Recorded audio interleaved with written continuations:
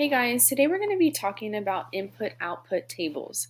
Now, we've talked about input-output tables before, but today we're going to see how they can be different. So, looking at this input-output table, we can see that we have the input over here and the output over here. So, like we've talked about before, if we take a look and see that our input going to our output is getting larger, we have said that we are adding.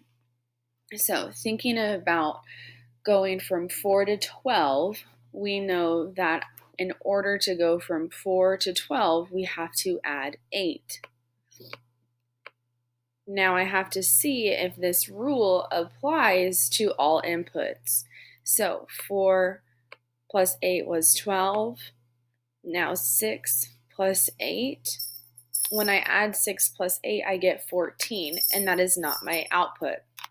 So I know that adding 8 is not the rule.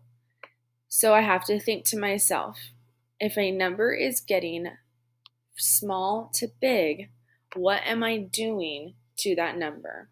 Well, we saw that adding was not an option. So the other option from going from small to big is multiplying.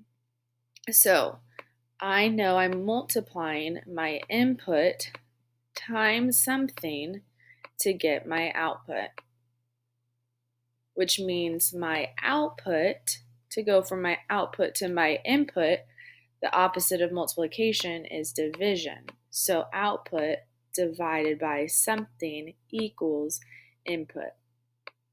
So I have to think, what times 4 gets me 12? Well, if I don't know my facts, what I can't do is repeatedly add 4 until I get to 12. So 4, so that's 2 equals 8. Add another 4, and I get 12. So I added 4 3 times to get 12. So 4 times 3 equals 12. If I wanted to make sure, I can do 6 times 3 and repeatedly add 6 3 times. 6 plus 6 is 12, add another 6, and I do get 18. So I know that my rule is input times 3 equals output. So from going to my output to my input, I need to divide by 3. Now looking here, I do have a question mark to go from 10 times 3 to my output, and I know that 10 times 3 is 30. So if we take a look at the example over here, we have 20 as our input, and our output is 4. So this time we know that we are going from a big number to a smaller number. Now, we've seen that if we are going from big to small, we are subtracting. So if I wanted to see if the rule was subtracting, I would see, okay, what can I subtract from 20 to get 4? I could subtract 16 to get 4. So I have to see if this rule applies to the other inputs. 30 minus 16. And if I showed my work to make sure, I would get 14, which is not my output.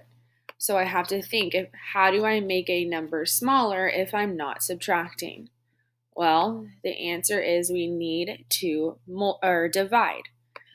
So I write input divided by something equals output, which means to go from my output to my input, I need to take my output times something and get my input. So if I'm going from 20 to 4, I need to think about how many times can I divide 20 into 4 equal groups. Or, knowing my facts, I can go from the opposite, from my output to my input, and see what times 4 gets me 20. So I can skip count by 4s. If I skip count by 4s, I get 5. So 20 divided by 5 equals 4. Well, looking down here, 6 times 5, if I skip count by 6's, I get 30. So 30 divided by 5 is 6. So I know that my input divided by 5 is my output, and my output times 5 gets me my input. Knowing this, 50 divided by 5, I can skip count by 5s to see when I get to 50. 5, 10, 15, 20, 25, 30, 35, 40, 45, 50, and I get 10.